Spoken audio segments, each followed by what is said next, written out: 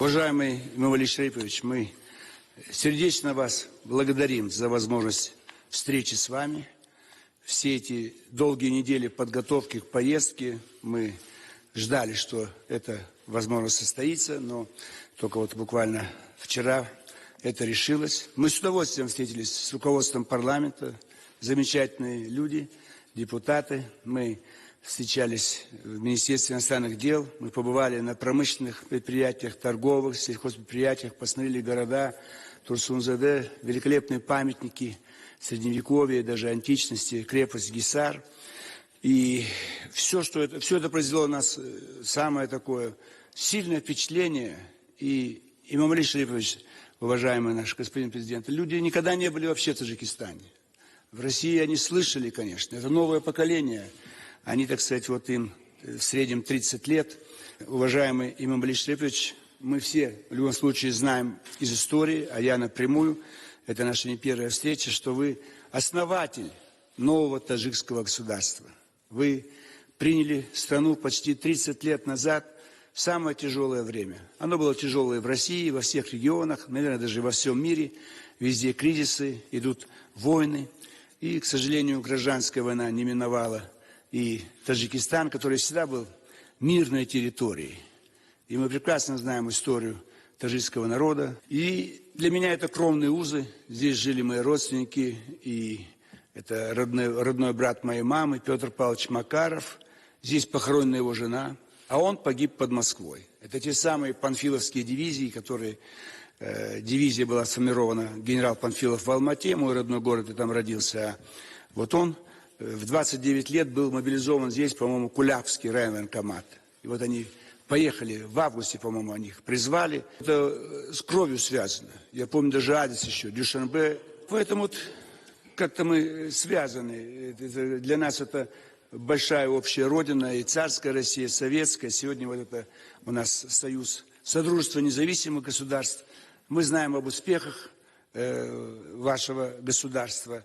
И очень высоко вас ценят в нашей стране, наше руководство. И вот мы, депутаты фракции ЛДПР, наконец они увидели Таджикистан, с вами встретились. И это глубокое впечатление останется на долгие годы. Мы уже обещали в вашем парламенте, руководству парламента, что мы примем все меры к ускорению ратификации всех соглашений, которые находятся у нас в Государственной Думе, и как бы стоят в порядке очереди, до сих пор еще не ратифицированы.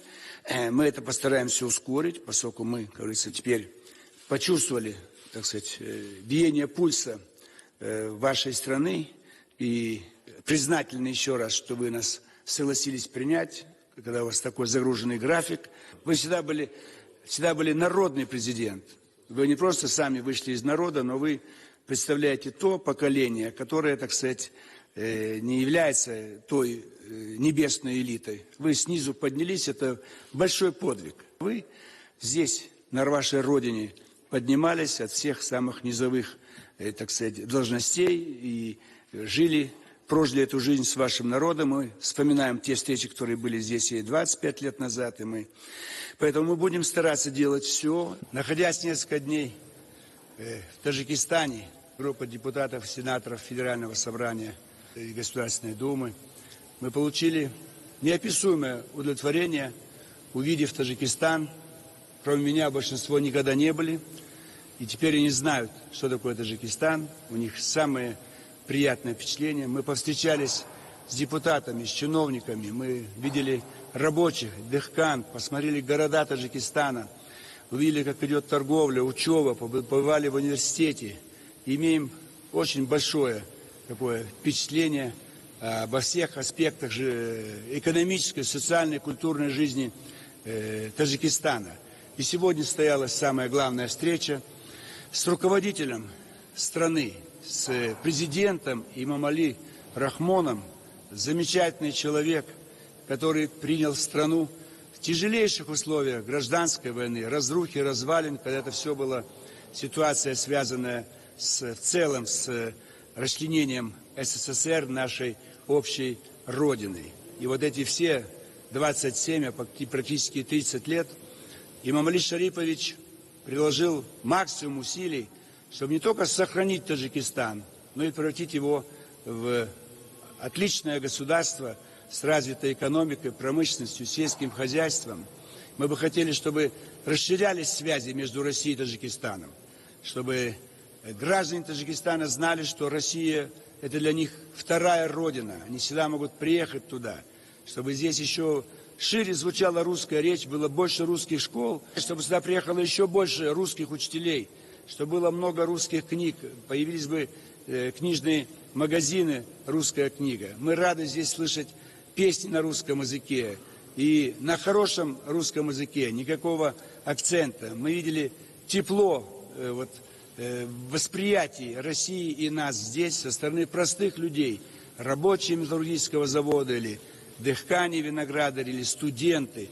Это замечательно, что здесь удалось сохранить эту связь наших цивилизаций, таджикская и русская. Мы бы хотели, чтобы каждый день поезда Дюшанбе-Москва двигались бы в ту и в другую сторону, и чтобы довольные жители Таджикистана приезжали в Россию, а сюда приехало бы больше русских туристов. Здесь есть что посмотреть. Это есть античные памятники, мы побывали, крепость Гисар. То есть самые лучшие впечатления у нас. Все эти дворцы великолепные, которых нет нигде в мире, ни в Европе, ни в Азии. Это великолепная архитектура. И то, что сам имам Али Шарипович приложил, так сказать, свой творческий талант к тому, чтобы эти дворцы возникли. Это лицо таджикского народа, красота, все эти вещи, связанные и мрамор, и позолота, и деревянный, национальный орнамент. Все это очень производит большое впечатление. Поэтому мы уезжаем с чувством большого удовлетворения.